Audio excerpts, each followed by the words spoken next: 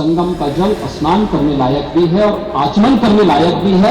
ये Uttar Pradesh pollution control board का है, जो 2500 एमपीएम प्रति 100 ml से कम पाई गई है। इसका मतलब जो दुष्प्रचार कर रहे हैं केवल कुंभ महाकुंभ को बदनाम करने की साजिश का हिस्सा है।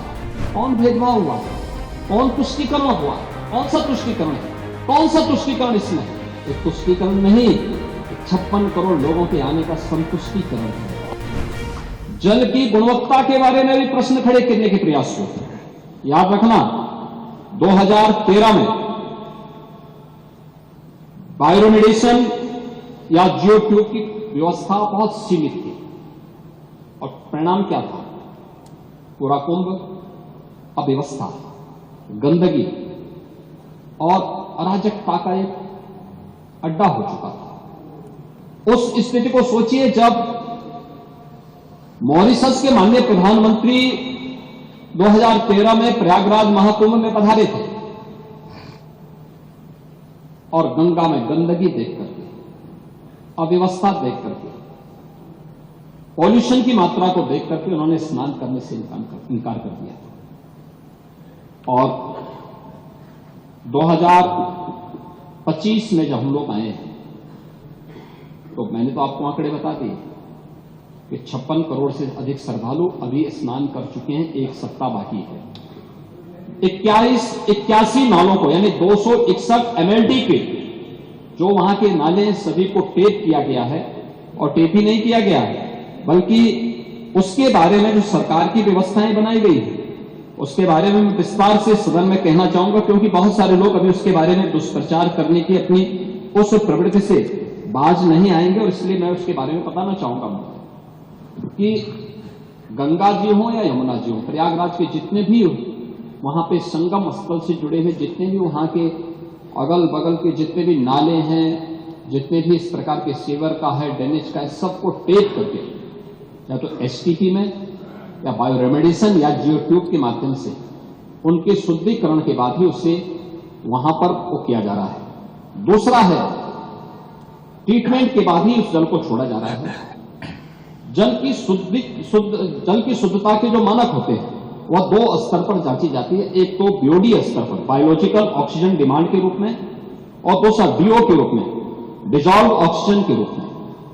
और इन दोनों के मानक निर्धारित हैं, इन दोनों के मानक निर्धारित हैं, जिसमें बीओडी 3 या उससे कम होना चाहिए और डीओ जो डिजॉल्व ऑक्सीजन की मात्रा है वो 5 से अधिक होनी चाहिए।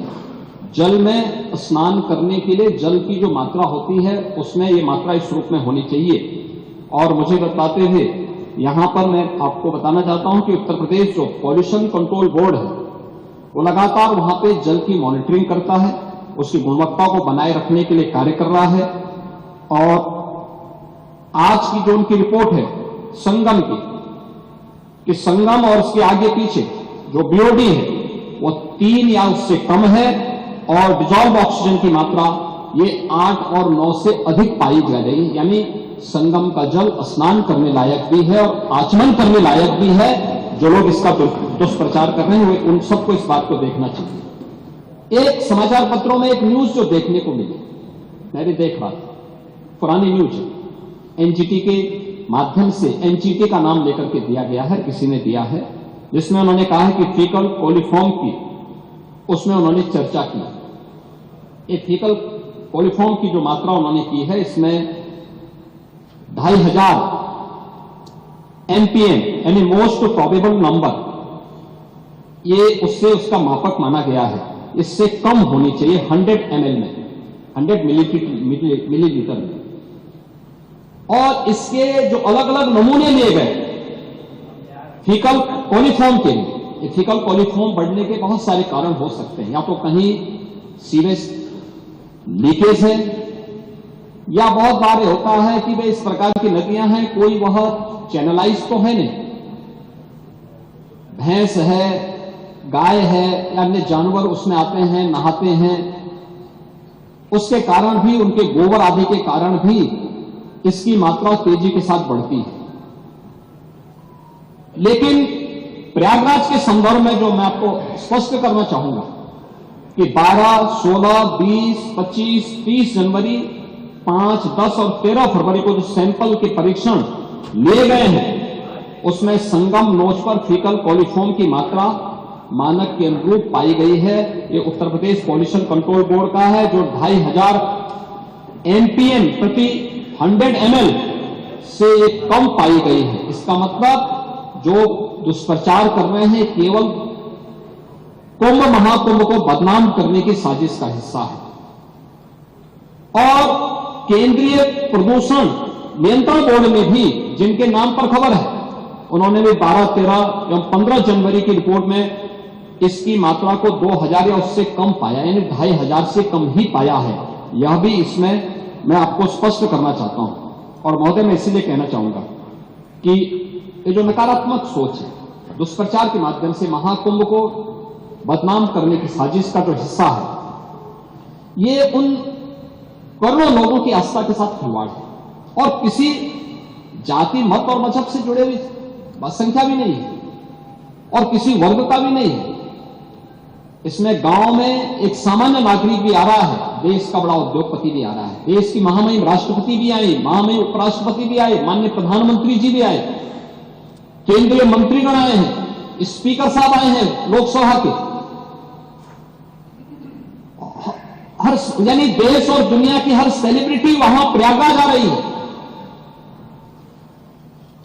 उच्चतम न्यायालय के माननीय न्यायाधीश हो या हाईकोर्ट, तमाम उच्च न्यायालयों के माननीय न्यायाधीशों की संख्या, समाज का हर तबका प्रयागराज के लिए उमड़ रहा है, हर व्यक्ति आ रहा है। और क्या प्रचार करना बुरा था क्या हमें उत्तर प्रदेश की किसी उपलब्धि को, उत्तर प्रदेश की किसी आयोजन को देश और दुनिया के सामने नहीं ले जाना है क्या?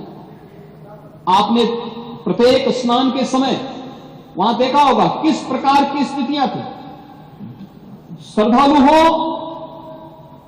या फिर पर्यटक हो, देशी हो या विदेशी पर्यटक हो, जो एक बार कुंभ में डुबकी लगाया और भूरी भूरी प्रशंसा किया, व्यवस्था की प्रशंसा किया, जल की प्रशंसा किया, आयोजन की प्रशंसा किया, एकात्मता की प्रशंसा किया।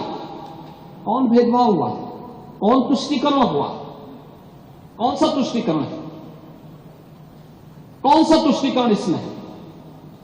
ये तुष्टीकरण नहीं, ये 56 करोड़ लोगों के आने का संतुष्टीकरण है, भारत के संतुष्टीकरण है, दुनिया का संतुष्टीकरण है।